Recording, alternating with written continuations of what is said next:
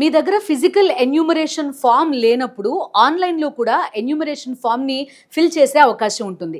అయితే ఈ ఎన్యూమరేషన్ ఫామ్ని ఆన్లైన్లో ఎక్కడ ఫిల్ చేయాలి, ఎలాంటి డేటా అవసరం అవుతుంది ఒక్కసారి చూద్దాం.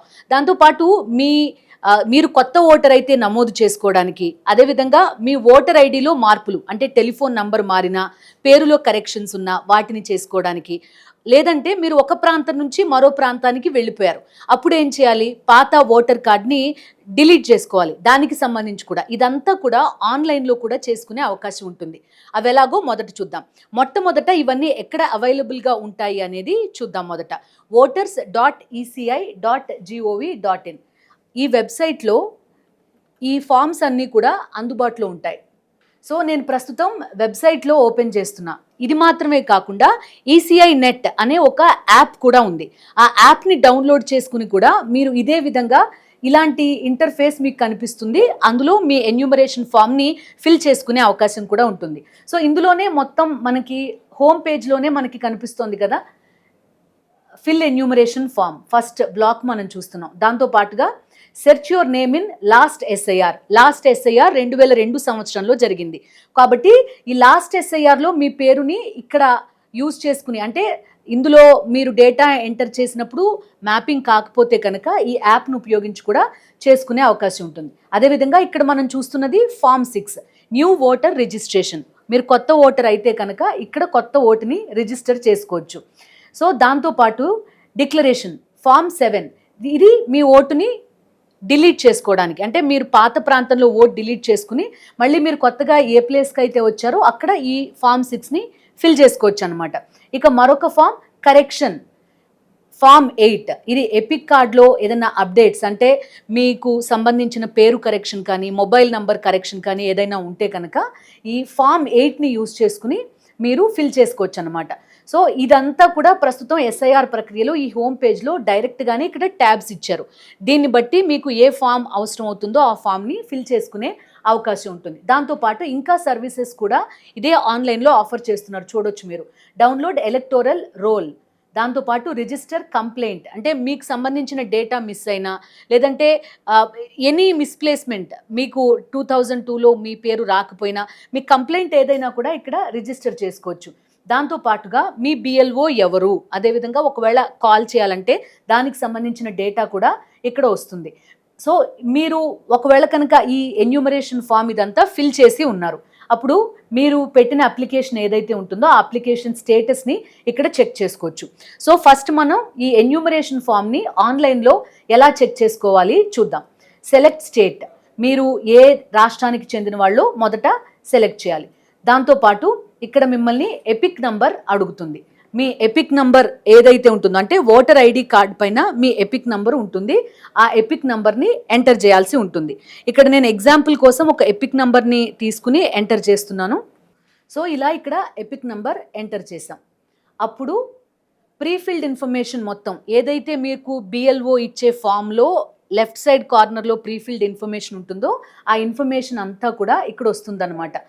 Electors name, epic number, serial number, part number, name, AC are PC name, state. ఈ డేటా అంతా కూడా కరెక్ట్గా ఉంది అని మీరు సరి చూసుకోవచ్చు.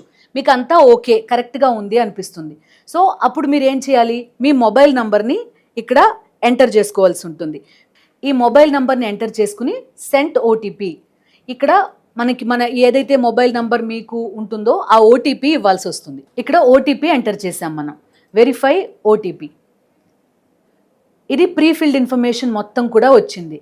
My name exist in electoral roll of last SIR, ఈ విధంగా మనకి ట్యాబ్స్ చూపిస్తుంది అనమాట.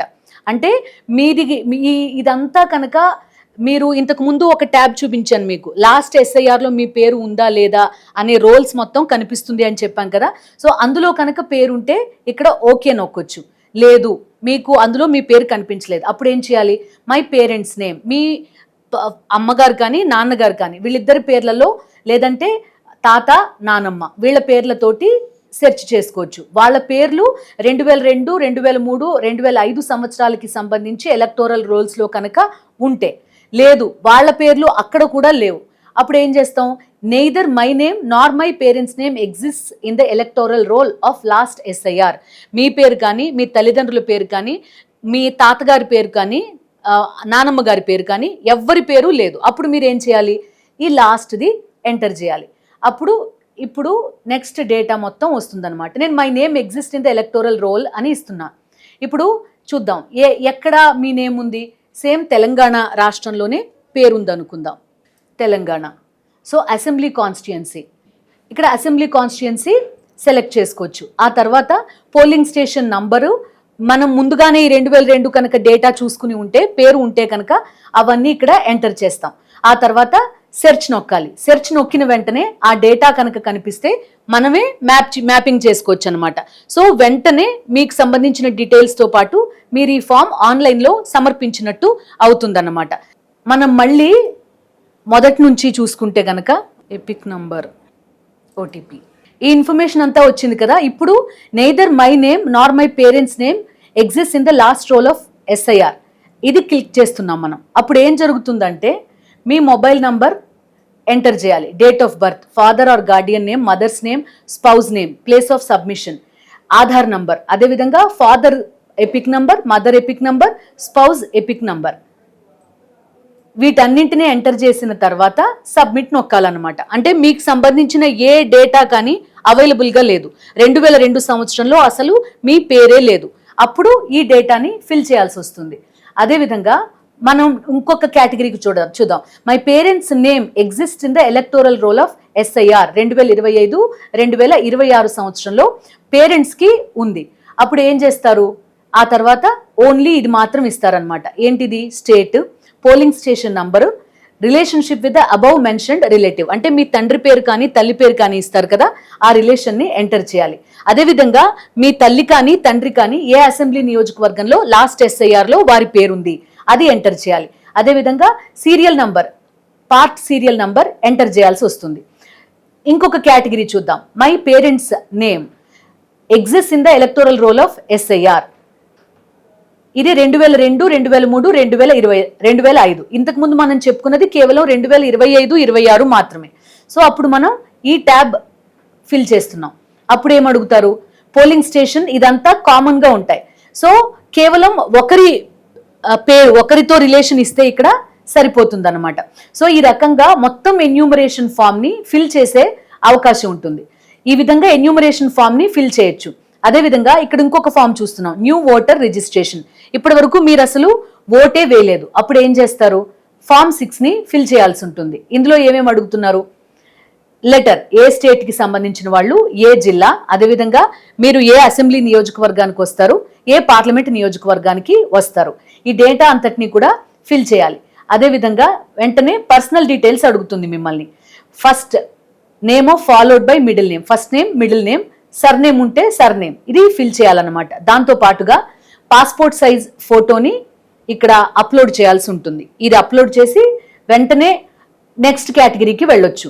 అదేవిధంగా మీకు సంబంధించిన ఏ రిలేటివ్ తోటి మీరు ఎలక్టోరల్ రోల్లో వెళ్ళాలనుకుంటున్నారు, ఫాదర్, మదర్, వారికి సంబంధించిన డీటెయిల్స్, వాళ్ళ మొబైల్ నంబర్, అదేవిధంగా వాళ్ళ ఎపిక్ నంబర్, ఇవన్నీ కూడా ఇవ్వాల్సి ఉంటుంది. దాంతోపాటు మీ mobile number, email ID, relative ఎవరి పేరైతే అంటే తండ్రి, తల్లి, ఎవరి పేరుతో మీరు కొత్త ఓటుగా రిజిస్టర్ చేసుకోవాలనుకుంటున్నారో ఆ ఓట్ నంబర్, ఆ తర్వాత ఆధార్ డీటెయిల్స్ కూడా అడుగుతుంది.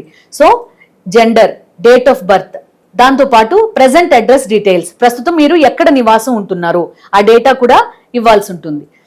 ఇదంతా కొత్త ఓటర్గా నమోదు చేసుకోవడానికి. మీరు ఫిజికల్లీ ఛాలెంజ్డ్ అయితే ఆ డిజబిలిటీ డీటెయిల్స్ కూడా అడుగుతుంది. దాంతోపాటు details of my family member, already ఇప్పుడు ఎలక్టోరల్ రోల్స్ లో అంటే ఈ ఓటర్ల లిస్ట్ లో ఎవరి పేరు అయితే ఉందో వాళ్ళకి సంబంధించిన డీటెయిల్స్, ఫ్యామిలీ మెంబర్ పేరు, వాళ్ళ ఎపిక్ నంబర్ అంటే ఓటర్ ఐడి కార్డ్ నంబర్, అదేవిధంగా వాళ్ళతో మీకున్న రిలేషన్ ఏంటి, బంధం ఏంటి అనేది కూడా ఎంటర్ చేయాల్సి ఉంటుంది.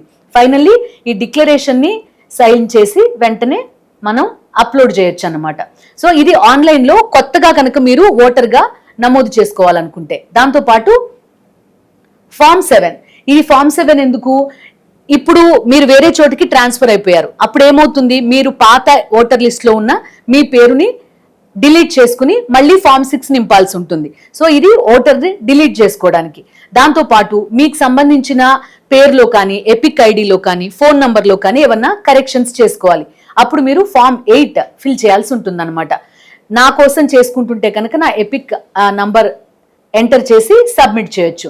ఈ రకంగా ఒకవేళ బిఎల్ఓలు కనుక మీకు ఎన్యూమరేషన్ ఫామ్ని ఇవ్వకపోయినా, మీరు కొత్త ఓటర్గా రిజిస్టర్ చేసుకోవాలన్నా, లేదంటే ఉన్న ఓటర్ కార్డుకి సంబంధించి మీ డీటెయిల్స్ ఎడిట్ చేసుకోవాలన్నా, ఒక చోట కంప్లీట్గా ఓట్ని వదిలేసుకుని ఇంకో కొత్త చోట్లో మీ ఓట్ని రిజిస్టర్ చేసుకోవాలన్నా ఆన్లైన్లోనే ఈ ప్రాసెస్ మొత్తాన్ని కూడా కంప్లీట్ చేసుకోవచ్చు అన్నమాట. ఒకవేళ ఇదంతా కూడా మనం వెళ్తూ ఉంటే, అంటే మనం ఫిల్ చేసుకుంటూ వెళ్తూ ఉంటే ఈజీగా అయిపోయే ప్రక్రియ. కేవలం ఒక ఎపిక్ కార్డ్ దగ్గర పెట్టుకుంటే దాన్ని బట్టి మనకి సంబంధించిన అన్ని డీటెయిల్స్ని కూడా ఈజీగానే ఫిల్ చేసుకునే అవకాశం ఉంటుంది. ఒకవేళ కనుక ఇలా మీకు కష్టంగా అనిపిస్తుంది అంటే కనుక ఎవరిదైనా స్టూడెంట్ది కానీ, లేకపోతే చదువుకుంటున్న పిల్లల సహాయం తీసుకుని మీ ఎన్యూమరేషన్ ఫామ్ ఫిజికల్గా మీ దగ్గరకు రాకపోతే ఇలా ఆన్లైన్లో ఫిల్ చేసుకునే అవకాశం ఉంటుంది.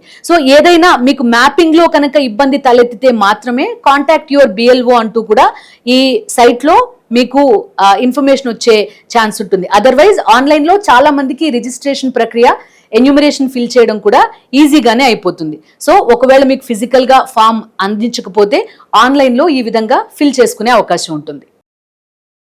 మరిన్ని అప్డేట్స్ కోసం ఛానల్ను సబ్స్క్రైబ్ చేయండి. నోటిఫికేషన్స్ కోసం బెల్ ఐకాన్ పై క్లిక్ చేయండి.